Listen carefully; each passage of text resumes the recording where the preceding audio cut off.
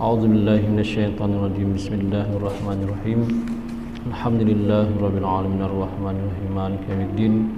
Iyyaka na'budu wa iyyaka nasta'in ihdinas siratal mustaqim siratal ladzina an'amta 'alaihim ghairil maghdubi 'alaihim waladdallin. Amin. Assalamualaikum warahmatullahi wabarakatuh.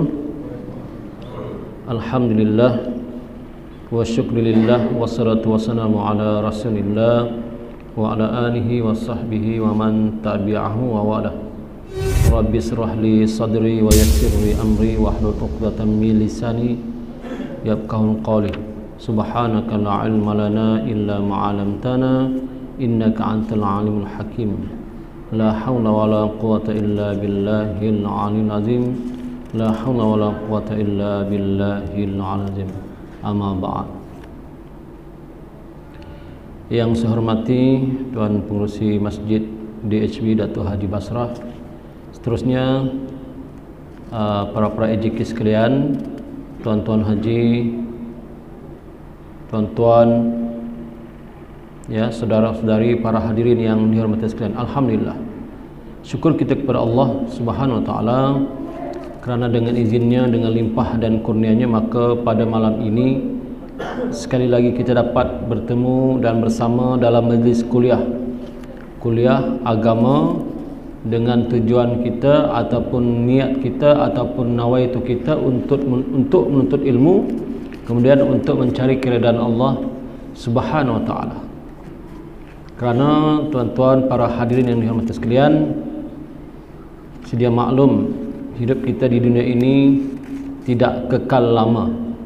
Saya dan tuan-tuan semua satu masa nanti akan pergi, ya, pergi tak kembali selama-lamanya. Pergi selama-lamanya, tak kembali selama-lamanya. Dan pemergian kita itu, kita terus bergerak bermusafir menuju ke alam yang lain. Alam yang tidak pernah kita lihat sejak kita berada di dunia ini. Alam yang tidak pernah kita bayangkan sejak kita berada di dunia ini. Alam yang begitu luas, alam yang begitu besar, yang mana di alam itu seperti juga di dunia ini ada kesenangan hidup dan ada kesusahan hidup, ada penderitaan hidup dan juga ada kesenangan hidup. Di alam itu ada kesenangan hidup, ada juga penderitaan hidup kita di sana. Semuanya bergantung kepada kita sewaktu kita di atas muka bumi ini. Pilihan kita masing-masing. Jadi alam yang saya maksudkan itu adalah alam barzah. Satu alam perjalanan kita ataupun permusafiran kita seterusnya selepas alam dunia yang fana ini. Dunia ini tuan-tuan fana, maknanya fana akan binasa dan musnah. Kullu man 'alaiha fan wa yabqa wajhu rabbika dzul jalali wal ikram. Setiap sesuatu itu akan binasa dan musnah. Yang kekal abadi hanyalah zat Allah yang maha besar dan maha mulia. Itu yang kekal abadi. Kita tak kekal abadi. Bumi ini tak kekal abadi, ya, akan musnah. Jadi kita akan bermusafir di alam barzah itu. Dan di alam barzah itu, kalau kita mati dalam keadaan soleh ataupun mati baik, kita akan bersenang lenang di alam barzah, tempat rehat kita. Tidak ada lagi namanya ibadah, tidak ada lagi namanya sembahyang, puasa, berzikir, menuntut ilmu, kuliah seperti malam ni. Tidak ada lagi diperintah kita suruh sembahyang, tidak ada lagi perintah kita suruh baca Quran, tidak ada. Kita di sana cuma menerima balasan amal baik jika kita mati baik, dan kita di sana akan menerima balasan kejahatan jika kita mati dalam kejahatan. Semuanya bergantung kepada iman kita masing-masing, tuan-tuan dan puan-puan yang dikasihi sekalian. Sebagai mukaddimahnya, malam ini kita akan baca satu hadis Nabi Muhammad SAW, yaitu tentang peristiwa akhir zaman juga, ya, yaitu orang yang berpegang dengan agamanya seperti memegang bara api. Hadisnya begini: An-Nas bin Malik qala Rasulullah sallallahu alaihi wasallam, ya'ti 'alan nas zamanun sabiru fihim ala dini, ya'ti 'alan nas zaman sabiru fihim ala dinihi qal qabid 'alal jamri, qal qabidi 'alal jamri. Hadis rawahu Tirmizi, hadis riwayat Imam Tirmizi. Hadis ini pendek saja tuan-tuan. Maksudnya daripada Anas radhiyallahu an, berkata Rasulullah sallallahu alaihi wasallam, ya, daripada Anas radhiyallahu an berkata, Rasulullah sallallahu alaihi wasallam bersabda, akan datang kepada umatku satu zaman di mana orang yang berpegang kepada agamanya laksana menggenggam bara api. Hadis riwayat Imam Tirmizi. Kata Rasulullah, akan sampai masanya nanti satu masa, satu zaman yang mana orang-orang yang berpegang kepada agama yang diturunkan oleh Allah dan disampaikan oleh Rasulullah kepada kita ini umat akhir zaman seperti orang yang menggenggam bara api. Apa maksudnya tuan-tuan? Kita nak tanya, bara api itu apa? Bara api itu seperti apa? Bara api itu adalah satu perkara yang panas, ataupun bara api itu adalah akibat dibakar oleh api yang panas kemudian menjadi bara. Bila apinya sudah hilang, dia masih ada lagi kesan-kesan panas api itu menjadi bara. Contoh untuk tuan-tuan faham, orang yang biasa memasak menggunakan kayu arang, ya, seperti orang yang membuat sate umpamanya, masak sate, tengok dia punya bara itu macam mana. Siapa berani pegang? Bara api itu menyala-nyala, panas, warna merah. Bila dipegang sakit, bila dipegang sakit. Jadi begitulah maksud kata Nabi di akhir zaman nanti, orang-orang yang akan mengamalkan agama Islam ini seperti dia susah, payah, menderita dia, diejek dia. Pakai kopiah digelar ustaz, pakai tudung digelar ustazah. Sedangkan pakai tudung itu adalah menutup aurat bagi wanita, kewajiban. Bukan ustazah saja yang pakai tudung. Ini ustazah, assalamualaikum ustazah. Jadi kalau tidak pakai tudung bukan ustazah. Begitu maksudnya. Pakai tudung itu adalah perintah Allah untuk kaum ibu, kaum hawa, kaum wanita menutup aurat. Menutup aurat mereka, yaitu menyimpan aurat mereka, kecuali kepada yang dibenarkan melihatnya di kalangan suaminya ataupun anak-anak keluarganya, semualah yang berkaitan. Kalau tidak, maka hukumnya berdosa. Begitu maksudnya, ya.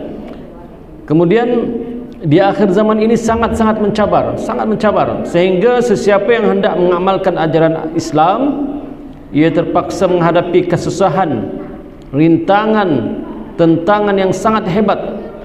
Macam dahululah, dahulu peringkat awal ketika Nabi Muhammad sallallahu alaihi wasallam berdakwah menyampaikan Islam, bagaimana sejarahnya?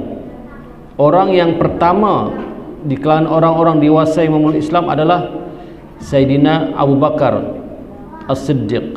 Orang pertama yang terus percaya kata Nabi. Nabi cerita tentang Islam, terus percaya, tak tolak langsung, terus beriman kepada Nabi Muhammad sallallahu alaihi wasallam. Sayyidina Abu Bakar As-Siddiq. Gelaran As-Siddiq itu kerana orang yang membenarkan kata-kata Nabi Muhammad sallallahu alaihi wasallam. Kemudian di kalangan kanak-kanak yang pertama memeluk Islam adalah Sayyidina Ali karamallahu wajha. Sayyidina Ali bin Abi Talib, sepupu Nabi juga. Tapi ketika itu ia masih kecil lagi. Ya, jadi dan ada beberapa sahabat lagi lah yang telah memeluk Islam ketika itu, dan wanita yang pertama memeluk Islam adalah istri Nabi sendiri, Siti Khadijah, ya, binti Khuwailid. Istri Nabi sendiri yang pertama sekali memeluk Islam. Selepas itu ada beberapa sahabat, tetapi ketika itu rintangan sangat kuat, tentangan sangat kuat, menyampaikan Islam sembunyi-sembunyi. Nabi menyampaikan Islam sembunyi-sembunyi. Kemudian sahabat pun menyampaikan Islam di kalangan keluarga mereka senyap-senyap. Kalau kedapatan habis akan dibunuh, disiksa oleh kaum Quraisy, kaum kafir Quraisy ketika itu. Umpamanya Sayyidina Bilal bin Rabah. Apa jadi pada Sayyidina Bilal bin Rabah ketika dia mengaku Islam dan kedapatan dia Islam oleh majikannya, ya, akhirnya Sayyidina Bilal dibawa ke tengah padang pasir yang panas, kemudian diletakkan badannya di situ dalam keadaan tidak berpakaian, tidak berbaju, kemudian diletakkan lagi batu yang besar di dadanya, menyuruh supaya, wahai Bilal, apakah engkau tidak mau meninggalkan ajaran Muhammad? Kalau kau tidak mau, kami akan terus siksa. Apakah engkau tidak mau kembali kepada agama nenek moyangmu? Kalau kau tidak mau, kami akan siksa. Apa kata Sayyidina Bilal? Ahad. Ahad maknanya dia beriman kepada yang Esa. Ahad, yang wahid, yang satu. Ahad maknanya satu, Esa. Dia beriman Sayyidina Bilal. Tuan-tuan, sungguh menderita dahulu. Sungguh menderita dahulu. Peringkat awal. Kita sekarang senang-senang, bangun-bangun, lahir-lahir sudah Islam. Sebab apa? Sebab ayahnya Islam, nama ayahnya Abdullah, contoh Abdullah, contoh Ahmad, contoh Islam mana dia? Tanpa ada penderitaan, ya, tanpa ada paksaan, tanpa ada pergaduhan, senang Islam. Tetapi walaupun senang-senang, banyak juga yang tidak mengamalkan Islam. Kemudian hadis ini kata Nabi akan berlaku seperti dahulu. Satu masa nanti kita ingin beragama Islam susah, menderita. Ya, kalau kita sungguh-sungguh mengamalkan Islam ini ibarat kita menggenggam bara api, panas, terbakar kita. Begitu umpamanya lah, ya. Disebabkan suasana sekeliling ketika itu tidak membantu. Suasana sekeliling ketika itu tidak membantu untuk kita menunaikan kewajipan. Bahkan apa yang berada di sekeliling mendorong untuk membuat kemaksiatan, perkara-perkara yang dapat menentukan akidah, keimanan, atau paling kurang menyebabkan kefasikan. Ini juga bermaksud orang Islam tersepit dalam melaksanakan tuntutan agamanya, di samping tidak mendapat kemudahan. Tuan-tuan, di akhir zaman nanti akan berlaku ini, pasti berlaku. Sebab ini sabda Nabi, ya. Nabi itu shadiqul masduq, kata-katanya benar lagi dibenarkan. Yaitu yang mana nanti besok apabila satu fitnah yang besar timbul, yaitu datangnya Dajjal laknatullah, maka ketika itu orang-orang Islam susah sangat untuk beribadah, payah, kerana kalau nampak habis. Tapi kita tuan-tuan, walaupun kita sekarang belum lagi berlaku ini, hadis ini belum lagi berlaku kata para ulama, tetapi kita sudah nampak di negara-negara Islam yang tertentu, contoh Palestin umpamanya, berapa ramai orang di Palestin yang ingin sembahyang di Masjidil Aqsa, dilarang oleh orang Israel. Orang-orang Islam di Palestin ingin sembahyang di Masjidil Aqsa, kalau kedapatan oleh tentera Israel akan dibunuh, akan ditembak, akan dipecahkan kepalanya. Tuan-tuan, sudah mula berlaku di negara sana. Di kita, negara kita Islam, negara kita Malaysia, alhamdulillah aman. Siapa yang memukul kita datang ke masjid? Adakah dari rumah, "Ai, kamu ke mana tuan?" "Ke masjid." "Ai, jangan gua ke masjid, nampak ini." Tidak ada. Tidak ada. Aman kita. Tetapi dalam keadaan keamanan inilah masih ramai orang yang tidak datang beribadah ke masjid.